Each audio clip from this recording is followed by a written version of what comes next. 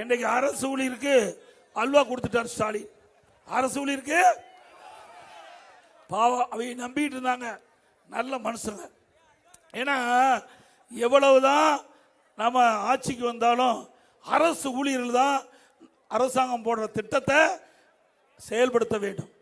இன்றைக்கு ஒரு வண்டினா 2 சக்கரம் இருக்குது.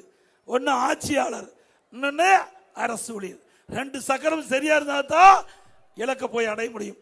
அப்படி அரசு ஊழியர்கள் திமுக நம்பி இருந்தாங்க. எப்படி திமுக என்ன சொல்லுச்சு? கடந்த தேர்தலில் திராவிட முன்னேற்ற கழகம் ஆட்சிக்கு வந்தா பழைய ஓய்வு திட்டம் கொடுக்கப்படும், நாங்க கொடுக்கல. அப்படியே உருட்டல் பண்ணி புதிய உறுதியளிக்கப்பட்ட ஓய்வு திட்டம் அப்படின்னு அறிவிச்சு ஏமாத்திட்டாங்க.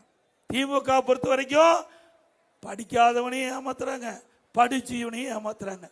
ஏமாத்துறதுக்கு பேர் போனவர்கள் திமுக கட்சிக்காரர்.